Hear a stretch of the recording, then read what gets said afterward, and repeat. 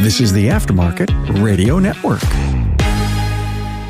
Hey everybody, Carm Capriato, Remarkable Results Radio is celebrating our 10th year doing episodic education. Write that down. It's tough to write that word, episodic education, but we have the best and the most content in the entire automotive aftermarket as we've been podcasting for 10 years. Find us at remarkableresults.biz or the Aftermarket Radio Network. Also on Spotify, YouTube, Apple, wherever you listen to podcasts. Thanks for being here. I got a hell of an episode. It's all about volunteerism and supporting and helping people that need transportation. I think you're going to love it. Before we get started, a great word from our sponsors. Hey, for over 30 years, NAPA Trax has made selecting the right shop management system easy by offering the best, most comprehensive SMS in the industry.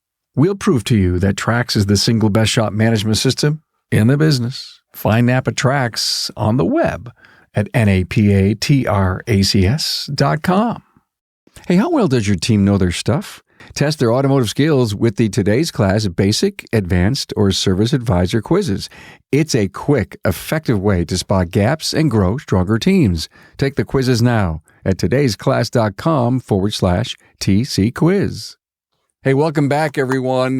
Chris Cloutier is with me. Hello, Chris. How are you? Hey, Carm. Glad to be back. Well, Chris, you brought me this great episode because you've got the biggest heart of anybody that I know in the industry. And let me introduce the rest of our panel. Dan Georgopoulos, founder and CEO of Hands of the Carpenter at ehands.org out of Denver.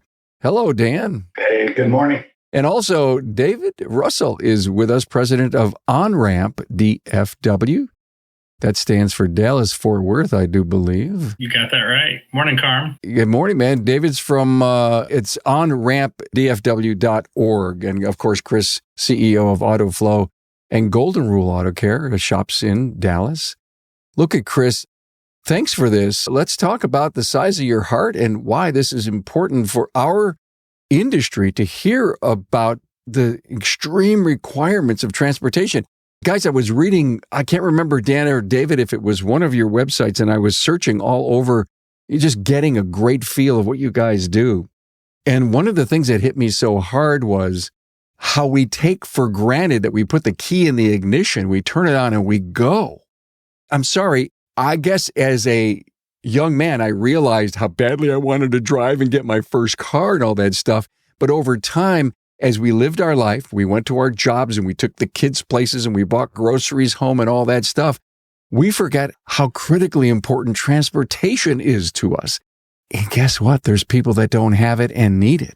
And that's what this show is about. Chris? You know, Carm, we all do it. All auto repair shop owners, at some point in time, we give away a car, we do some repairs for church. I always say this, and a lot of shop owners, I think, are going to agree with this, and it's unfortunate, but no good deed goes unpunished. A lot of times when we help our customers or we help somebody in need, we end up helping them, but it doesn't end up well for us, right? And then we get burned and we get scorned and we don't want to do it again. And so I've done this, and I've talked to a lot of shop owners about this. How can we help? How can we get back to our community? Because this, Carm, after 10 years, we all have huge hearts. We all want to help. That's what we're in the service business. That means we serve people. And I said, there's got to be a better way.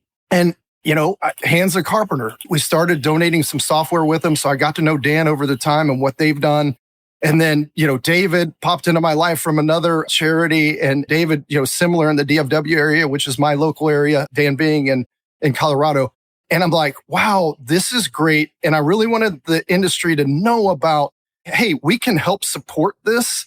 We can still do it ourselves, but there's organizations out there that absolutely have the heart for this and they have the process for this. And that's a lot of times where we get caught up, Carm, because I said this, it's, every one of our customers wants a deal, right? They all need help. They all come in and say, what kind of deal can I get? Well, I really need help on this, but there are really some people out there that need true help. Thanks for the introduction. Dan, I got to ask you, help me clarify exactly what goes on. Do you have a repair facility as part of Hands of the Carpenter? Yeah, so we have 3 full-service repair facilities in the Denver metro area, all 100% geared towards serving working single moms. It's full-time. It has. We're 23 years into it, and it's full-time for all shops and all staff. I can't imagine, Dan, the number of organizations that support single moms, I think. Which was your site that I read that the single moms is one of the requirements? Yeah, working single moms is the kind of narrow focus of who we think we can have the biggest impact on.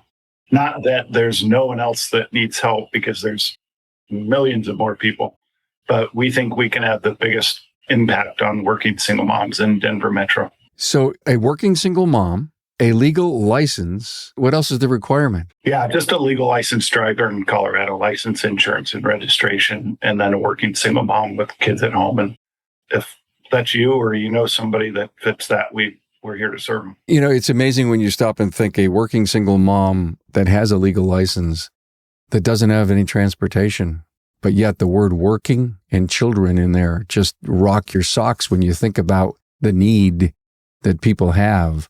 This whole episode made me rethink everything about charity and help and support. It really did, as I did the research to get here. And I guess the point that I'm trying to make to our listener is you should not be turning this off because it's not about finance and it's not about marketing and employee retention and KPIs.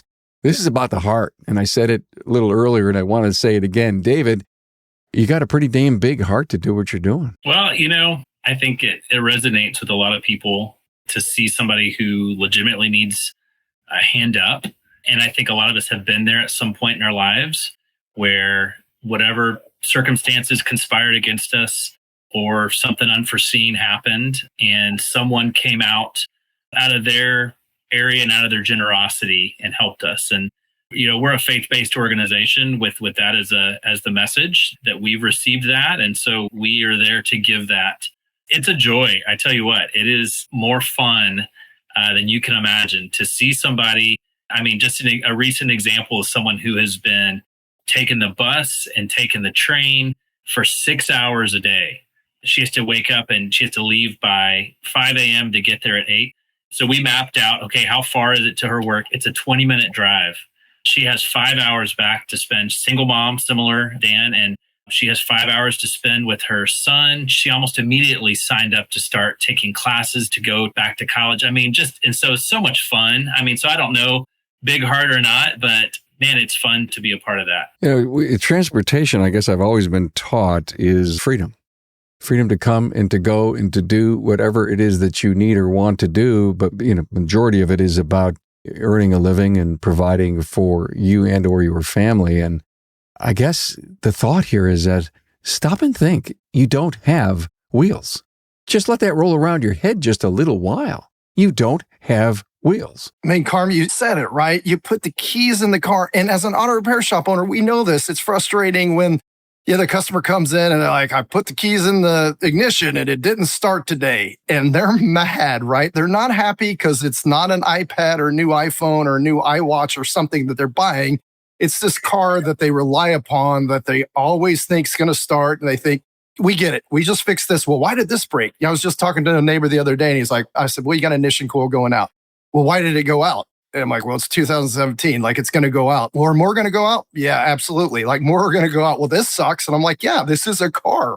But for us, right, as auto repair shop owners, once again, like, the people come through our door most of the time, like they have the funds at least to do this. So, the 6 hour example, somebody who is, and I think both David and Dan, when they vet people, it's a lot about, it's not give me a car and I'll do this. It's like, we're doing this.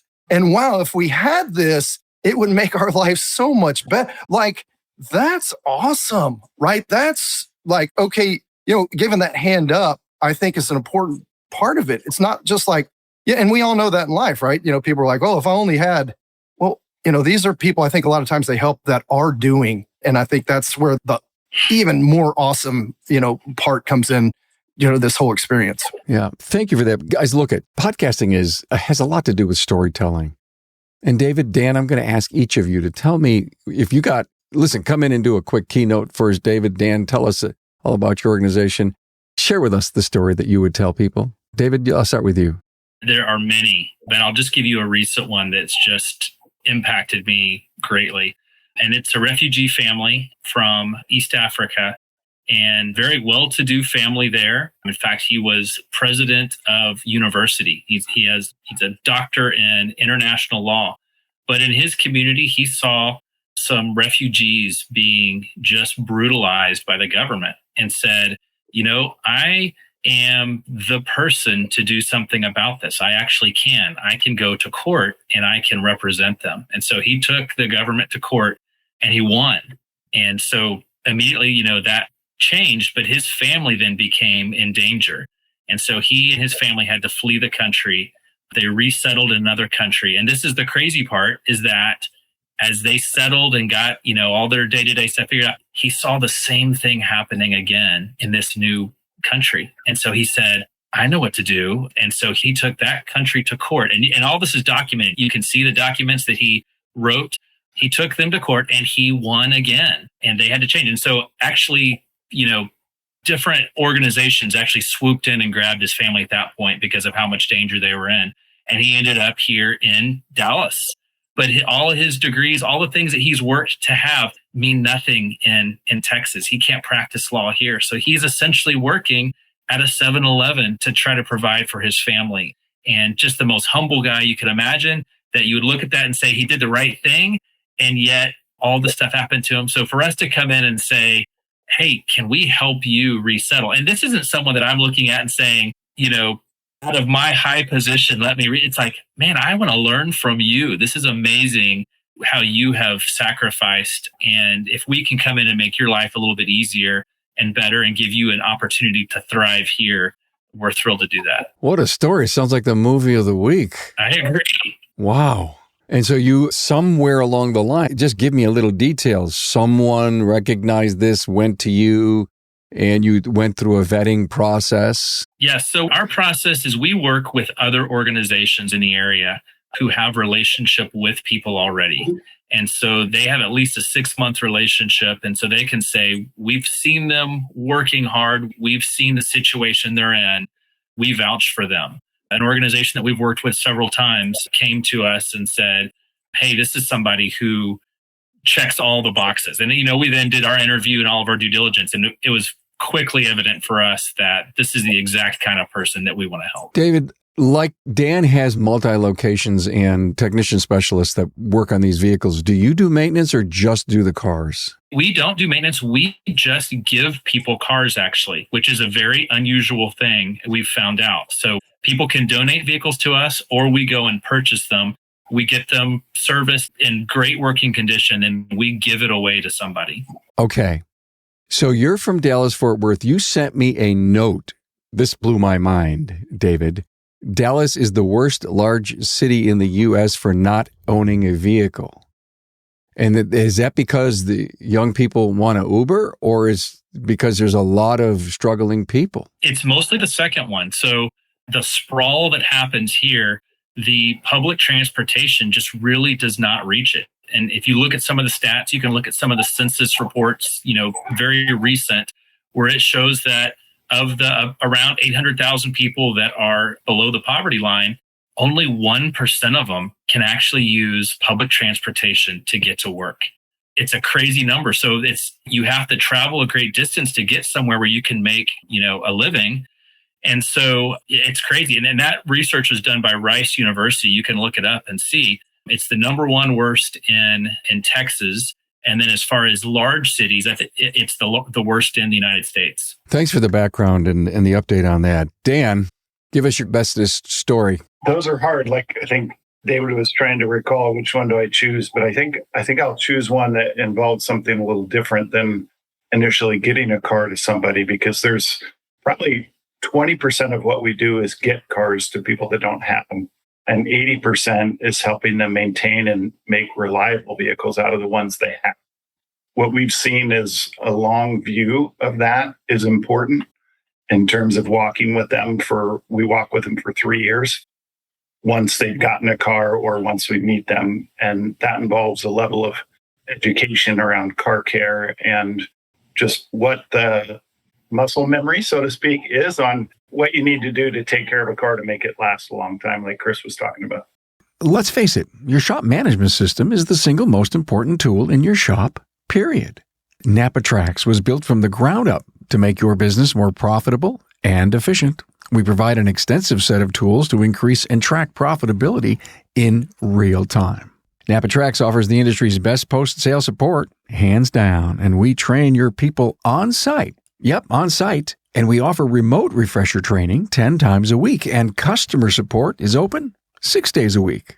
Give us a call, visit the website, or join our Facebook community today to learn more. We'll prove to you that Trax is the single best shop management system in the business.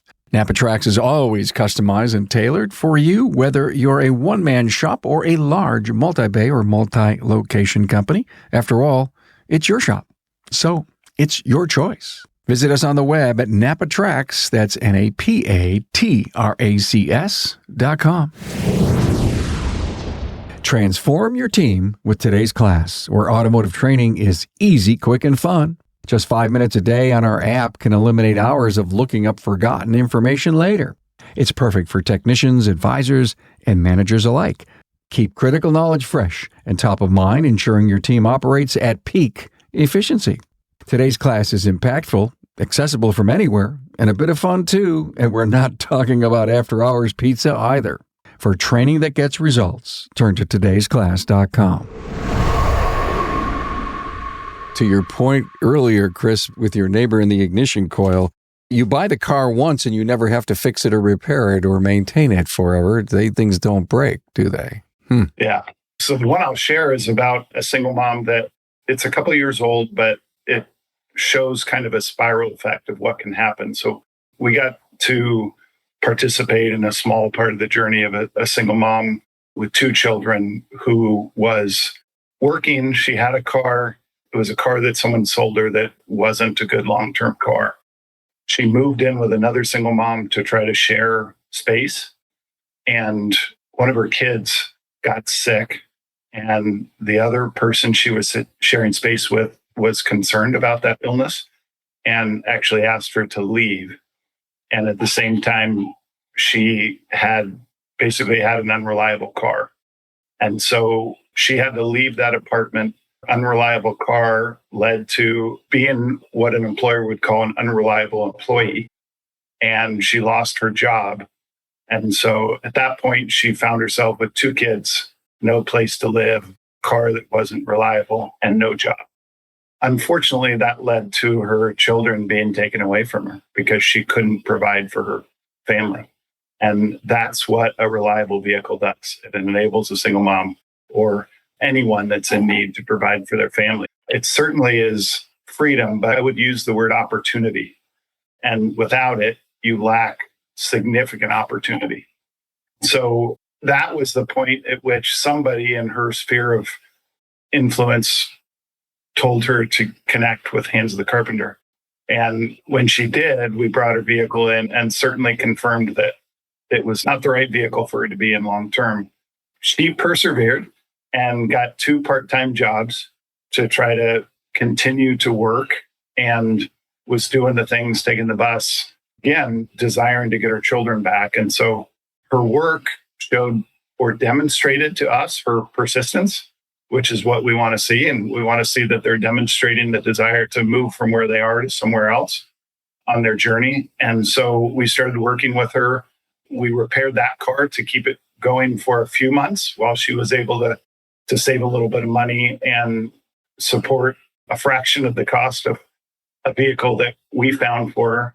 Over time, those 2 jobs turned into a full-time job, and she was able to get an apartment. She was able to get her kids back in her custody because now she was working, had a place to live, and could provide for them. And I just personally can't imagine going through that journey. The unreliable car is one thing, but if you're trying your best and you're unable to provide for your family, so you lose your family, I just can't imagine being in that situation, all because of a car and losing a job. And I think that's some of the compassion and passion that probably David and I share together. And you guys. You guys are saving lives. Providing hope. Okay. I'm spellbound by hearing these stories of how you've absolutely changed lives. Chris, There are so many shops throughout the country that are doing this within the sound of my voice. And I know even friends here in the Buffalo area say how they've helped people get over hurdles and humps in their life because of a friend asked them, can you help? I find that the people in this business understand freedom and opportunity. Using your word, Dan, the word opportunity, that's what the vehicle gives you. They understand how critically important it is for people, and we've seen them step up. But your organizations are big and they're bold and they're outreaching and they're there. How do you get the vehicles, Dan, David? People that you know, do they come from around the country? Give us an idea. We'll start with you, David. It started off with us raising the funds to purchase each vehicle. And that still is a big part. And, you know, we're not buying new cars. We've got a perfect little window. You know, Dan, I'm sure you've seen the same, you know, as far as what kind of vehicle do you recommend, but they're, you know, 10-year-old Corolla, you know, or Honda Civic or something like that. That's the sweet spot for us. We will purchase those. You know, we have several buyers that we use. Once upon a time, I was on Craigslist or Facebook Marketplace trying to find something that someone is selling. You know, what's awesome is as the DFW community is becoming aware of this, we've started having more people donate vehicles to us. And I just think of one story in particular. You know, a woman went in to trade in her car and they offered her $500 for it. And she's like, whoa, this car's still running great, has years left. I'm just ready to, you know, get something new. But $500. So she went and looked it up. And she said most of the organizations she found would take a car, a donated car, but then they might sell it and put it towards something else, which is fine. And there's a lot of great organizations doing that. But Onramp DFW will try to take that car and then repurpose it to actually give it to someone.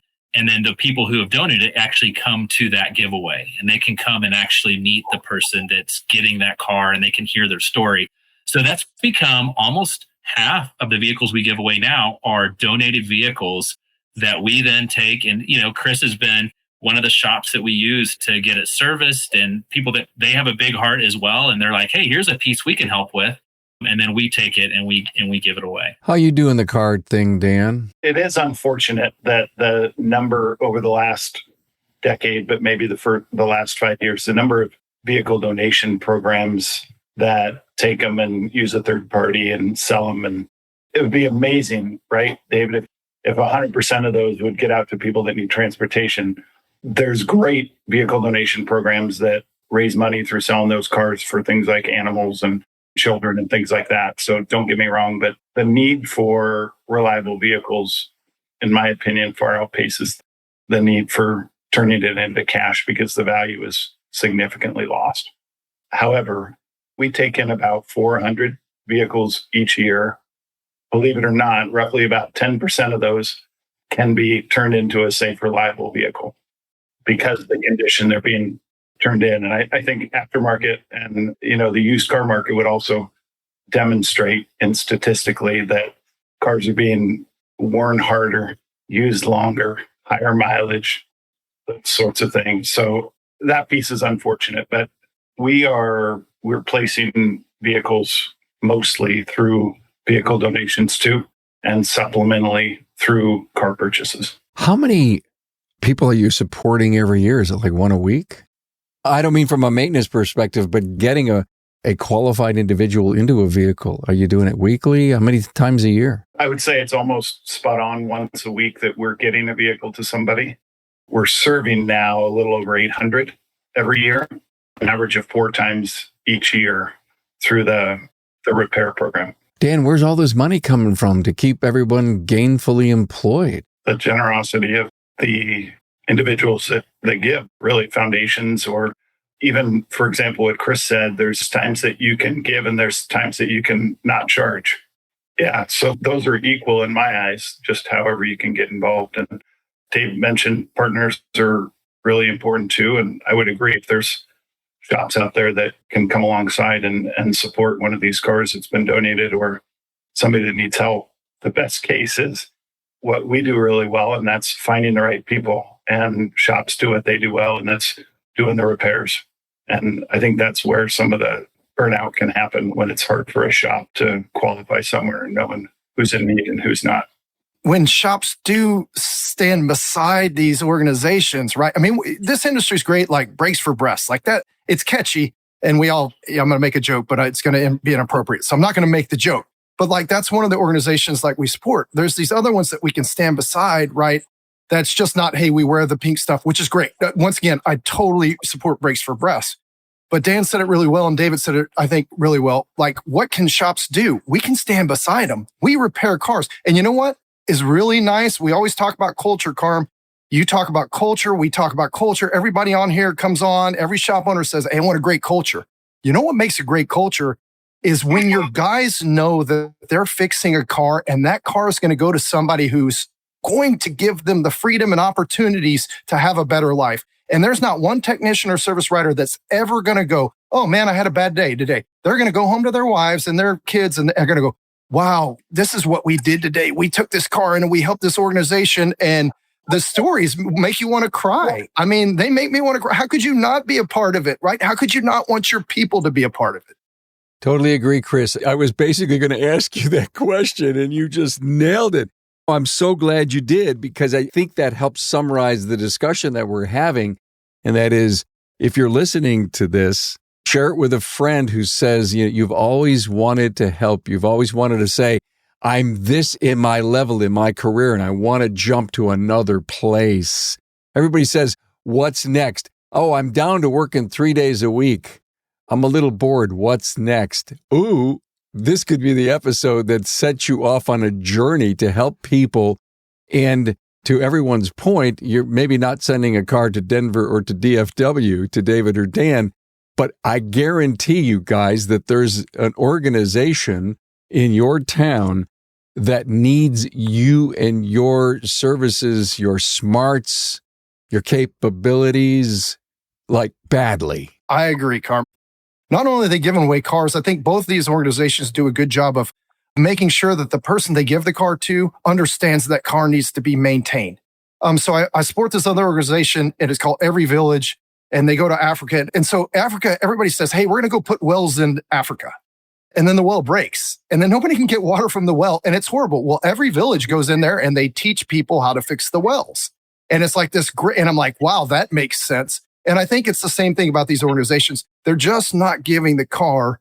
They're making sure that people understand they have to take care of this car, that they have to do this oil change. So there's beyond just this gift, it's also teaching them how to fish, right? And teaching them there's longevity in there. And I think that's an important piece and aspect to what they do as well. You know, Dan, I think it was you who said we helped them for 3 years on the maintenance side. Did you say that? That's a component. Those 3 years represent 3 years that we think that car, we think it's going to take that person 3 years to get out of where they're at to where they want to go to. And we want to walk alongside it. That got me a great warm feeling that we're just not going to set it and forget it. We're going to set it and own it, if you will, to a point. We're going to own the fact that freedom and opportunity only comes from maintenance, and those wheels have to keep rolling.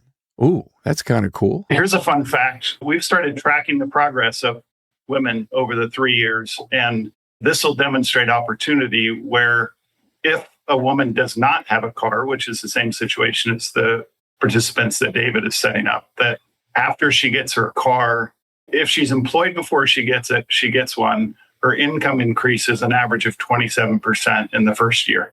And that's opportunity. She can go out somewhere further than 2 blocks away to work. She can work in a place that can pay her more than the neighborhood store or something like that. And it continues to increase. It's up to 54% by the end of the 3 years, but it's a significant difference. And her choices and her attitude and her perseverance contribute, I'm going to even say mostly to that. But without a reliable car, it wouldn't happen. Yeah, there's a faith-based aspect too. I am a faith-based person. I don't deny it. I'm a follower of the Lord. And you know this, Carm, I profess it. You know, people come to my training. They're like, Chris, you have scripture in your, and I'm like, yeah, I know. It's crazy. But I'm like, all business books were written off the Bible, by the way. It's just, we've changed them.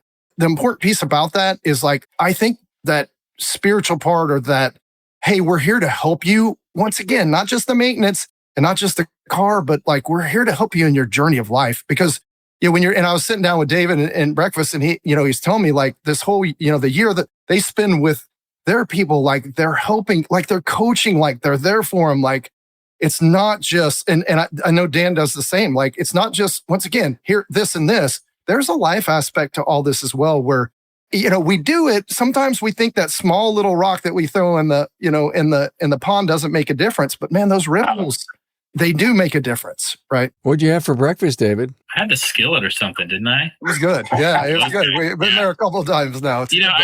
I just second that. And also, when we're just to connect a few dots here, when we talk about organizations and what is it that we do well, I think it's so important that these organizations are working together. And because sometimes it can be, a giveaway, here are the keys, and then that's the end. And that's something that really, the model that we have, that's not the end. This is the beginning of that relationship. And so, Dan, I love that you guys are doing 3 years. We do 1. We pay for all maintenance in that first year. First of all, to help them just get their feet under them with their savings. But also, like we mentioned, to, get in the habit that anytime I hear a noise or I feel something, rather than me just kind of saying, I can't afford that and pushing it to the side, saying, wait a second, no, I'm going to take it in because they're going to pay for it, right? And get in that habit of taking care of your car. But then also it helps us to maintain that relationship that you're talking about, Chris, that there's a relationship there, that we're not just interested in them driving a car, we're interested in them and their success. And Dan, I think you said the word hope earlier, because really that's one of the main things we have to offer people that have gotten into a place that feels very hopeless. And when a group comes and says, we believe in you and we're going to walk next to you through this, it's not only the vehicle, but now there's some confidence and, bringing in the faith piece as well, right? It's that we're also here representing a God that loves you and sees you in this hard situation. I think all those together. So I'm thinking, if you're a shop owner, it may be hard to do those later steps.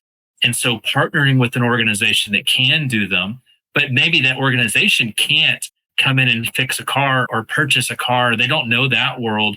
And so having those joined together really multiplies what we can do together. So well said. The encouragement then for the listener, Chris, is to get out there, make a phone call, drop your ear to the ground, get in your networking, community networking group. Community. There's the word we failed to discuss here. This is community on steroids, the more I think about it. I've been supporting Hands of Carpenter for 3-4 years now, Dan. I mean, maybe even 5 years. It's in Denver. I don't care. Like, I don't live in Denver, but you know what? Every once in a while I visit Denver. Every once in a while, and I know shop owners in Denver. And when I go to Denver and I think about, and this is weird. I give blood to Carm, and this is going to be totally weird. I've given gallons and gallons and gallons of blood because I have type O negative. They love it. And every once in a while I'll drive by somebody or I'll walk by somebody. I'm like, I wonder if they have my blood running in their veins. So I go to Denver and I drive around in Denver. I see somebody and, I might be like angry on the road because I'm trying to get where I got to go. And I'm like, I wonder if maybe some of the donations and help I've given has helped this person. It changes my perspective, right? Now I'm happy Chris versus angry Chris has to get somewhere. I know it's kind of messed up. And that analogy is just the slickest ever. Is my blood running through their veins? Or is that vehicle on the road maybe because of my donation or my money or whatever? Yeah, that's a big deal. Maybe one other thing to think about when you're wondering who's the ripple effects that Chris was talking about is we've also started studying the effects of reliable transportation on the children of the people we serve. And if you could imagine David's story about the person that was going 3 hours each way back to work, they've also got children in school potentially. And how do you get to work and school and home? And what if you have a sick child at the same time?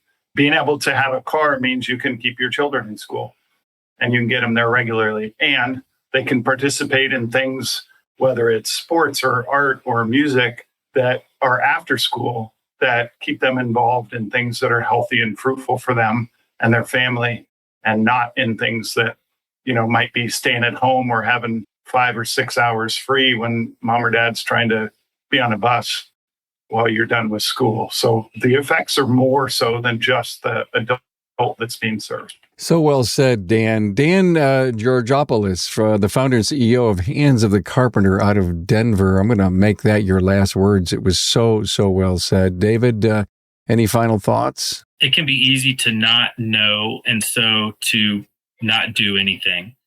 That's part of my story. And even what's led me here is to say, I need to be out there doing stuff. I need to be helping people. And so an encouragement for those of you that I know are doing great things, for people that are looking for how can I help, and at a cost even to me at times. And I just say, keep doing that and look for more opportunities. And, if you feel the world around you feels negative or feels, it's a great way to put smiles on people's faces and to have that joy as well that you mentioned, Chris, that you go home at the end of the day and say, not only did I do, something skilled, but I also got to help somebody with it. Well said, David. David Russell, president of OnRamp DFW. That's onrampdfw.org. And by the way, Dan's email or organization is ehands.org out of Denver. Wow. 3 locations, you said, Dan? We opened our 3rd one just last October. Wow. Unbelievable. Chris, Golden Rule Auto Care, CEO of AutoFlow. Thanks for bringing this to me. I think this was a great heartfelt episode that we needed to do and to encourage our industry to put some muscle behind this. We all help. I said this at the beginning. There's not one shop owner I don't know that doesn't do this already. We all do it. And once again, me, Carm, I ask a lot of questions to myself and other people. And I'm like, man, I don't want to be the one who makes the mistake in finding these organizations and finding, like you said, they're all over, and here's 2 that, I know both these guys, they're great people, right? They have a heart for this. How can we as an industry really stand behind something like this and really get involved? And I want shop owners to know that, look, $10 matters, $50 matters. A free car repair, like Dan said, if you're in the Denver area and you're like, hey, you know what? And we know a lot of guys in Denver area and, hey, you know what? I could do a free repair for these guys. What does that mean? It means one more dollar that they didn't have to raise. It means one more person that they were able to help. So I think not only can we help, with dollars and donations, but we can help with our service. We've got this massive network, Carm, that you've created that runs wide and deep. And once again, everybody I know, from the shop owners, men, women out there, we have great hearts.